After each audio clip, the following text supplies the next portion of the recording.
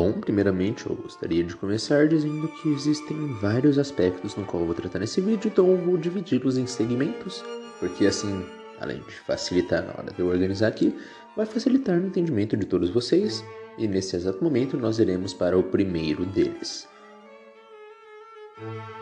Primeiramente, a moral.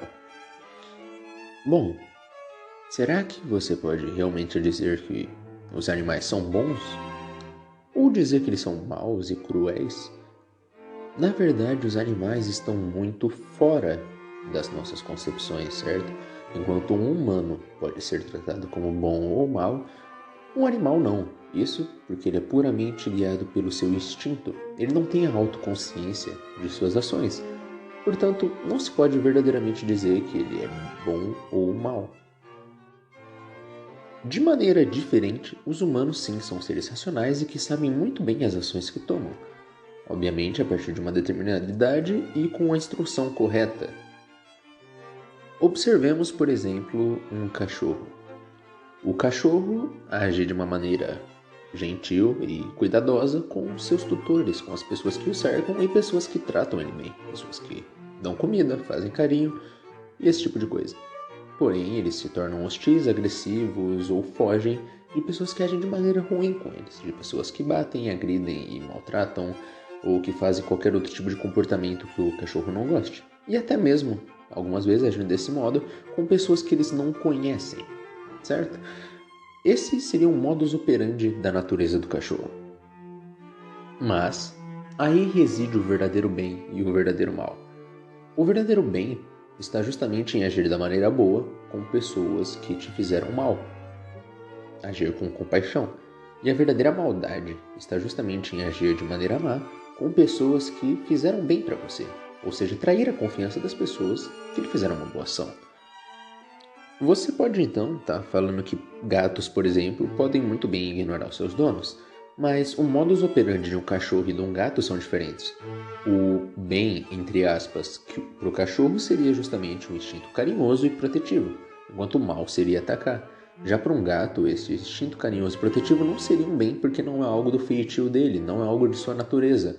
Portanto, ele é bem mais discreto, certo? Então, o tratar bem para um gato seria algo mais sublime. Algo como se aprumar na pessoa numa noite, ou esse tipo de coisa. Em segundo lugar, como um justo racionalista, eu acredito que justamente a racionalidade do homem, a capacidade dele de ter autoconsciência, expressar suas ideias e compreendê-las, é o que faz ele um ser com direitos, certo? Então, dizer que um animal tem direito, pelo menos a priori, não faria sentido. Óbvio, eu não estou dizendo que é certo você maltratar animais, mas eles não têm um direito simplesmente pelo fato de serem animais. Eles podem ter direitos contratuais, por exemplo. Deixe-me exemplificar isso de uma maneira melhor. Imagine que, uma sociedade e animais têm direitos.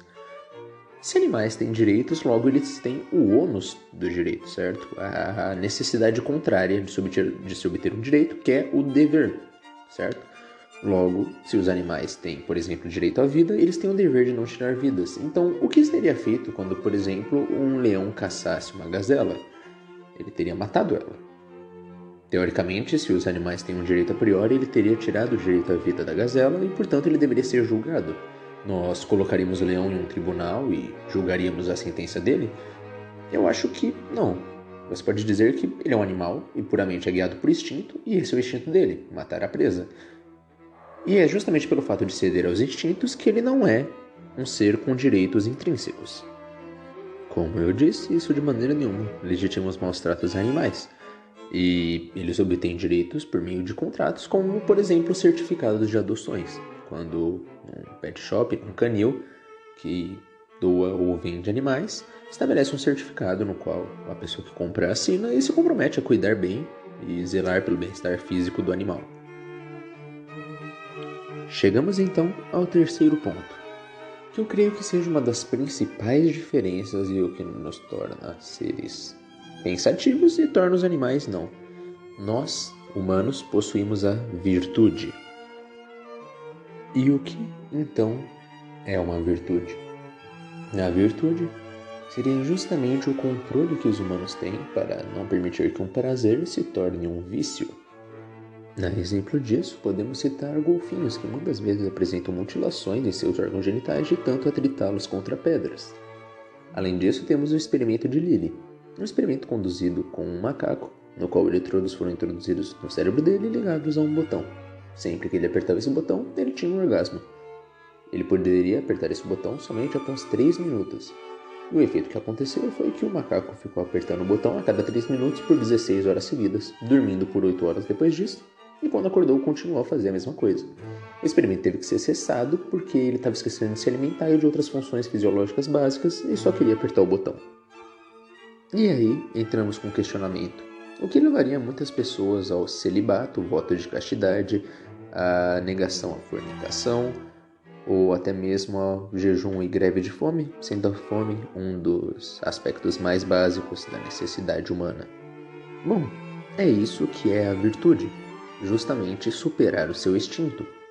Enquanto os animais possuem a ação instintiva e a ação involuntária, ou seja, na involuntária o respirar, o bater do coração, e na instintiva o fugir de medo ou caçar, nós humanos temos outro tipo de ação. A ação propositada ou ação humana, e podemos chamá-la assim porque os humanos são, por enquanto, a única espécie conhecida a praticá-la, é como nós chamamos a habilidade de usar meios escassos para atingir fins específicos. O que isso quer dizer? Que humanos usam o que eles têm à disposição na natureza para transformar e atingir os fins que eles esperam, com o objetivo de partir de um estado menos confortável para um mais confortável. E isso muitas vezes pode ir à contraposição com um comportamento instintivo. Por exemplo, é fácil para você falar para uma pessoa não comer uma coisa e falar, caso você não coma isso, você vai receber uma recompensa muito maior. Por exemplo, se você não comer esse bolinho, eu vou te dar R$1 milhão. Bem provável a pessoa fará isso, mesmo que se fale, você terá que esperar 5 horas. Ela irá sentir a fome, mas esse pensamento de que o meio que ela pode usar para conseguir uma vantagem maior, certo? Um ganho futuro maior do que um ganho presente, para ela vai ser o suficiente para que ela não coma o bolinho. Porém, embora você possa muito bem treinar o seu cachorro para não comer o biscoito quando você põe no focinho dele, quando a fome apertar ele vai acabar cedendo mesmo que você prometa o mundo a ele. O que nos leva a um ponto. O ser humano é um ser racional e que, portanto, tem um alto grau de capacidade de autocontrole e de premeditação de ações, diferente de animais. E muitas vezes é o que me leva a pensar, e eu não afirmo categoricamente, que quando uma pessoa se refere a preferir animais do que humanos, isso na verdade reflete uma vontade ou um desejo de estar com seres cujo comportamento é previsível e fácil de se controlar. Porque controlar um cachorro ou entender o que ele vai fazer é bem mais fácil do que controlar um humano ou entender o que ele vai fazer. Então, de certa forma, é um pensamento um tanto comodista. Permanecer do jeito que está, não ter que lidar com novas situações, isso tudo acaba criando pessoas que preferem estar com animais ao invés de humanos. Não quero dizer que isso seja uma coisa ruim ou boa, mas a humanização de animais ocorre de uma maneira até que bem constante entre a gente. E isso acaba sendo prejudicial tanto a eles, pois é privado o instinto e a natureza deles, quando nós botamos roupinhas, sapatinhos e outras coisas que não fazem parte do que para eles foram projetados.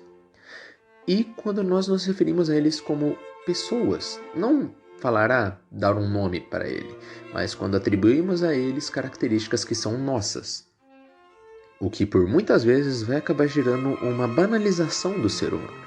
Pessoas muitas vezes estão preocupadas com o bem-estar e direitos dos animais, e eu digo que isso é ótimo, mas a forma com que as pessoas se preocupam põe muitas vezes o ser humano mais para baixo.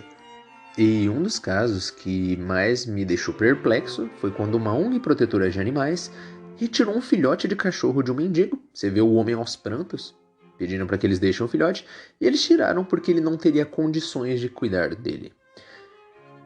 Eu não sei se sou o único que percebe o quanto a sociedade está ficando louca com isso, mas eles estão falando que ele não tem condição de cuidar de um cachorro e resgatam o cachorro. Eles deixam o homem lá, não vão prestar nenhum tipo de auxílio e estão preocupados mais com o cachorro. Como eu já falei, é ótimo cuidar dos animais e como seres racionais e que entendem o que está acontecendo, sim, é o nosso dever agir de boa fé com eles. Mas quando você faz esse tipo de coisa, fica praticamente impossível não ter que ressaltar o quanto humanos são importantes. Pode parecer duro e até um pouco radical vir e falar que sim, nós somos superiores a eles, mas nós somos. Isso não quer dizer que a gente pisa neles.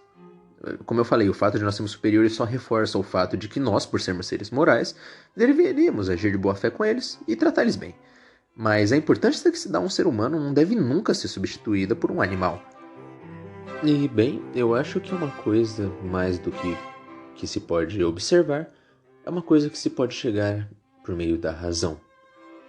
Apenas os animais se guiam pelos seus sentidos. Então, se você é um ser humano e possui a sua razão, pense. Não necessariamente você vai precisar concordar com tudo aqui, mas talvez a semente da dúvida ajude a florescer importantes questionamentos e reflexões na sua cabeça.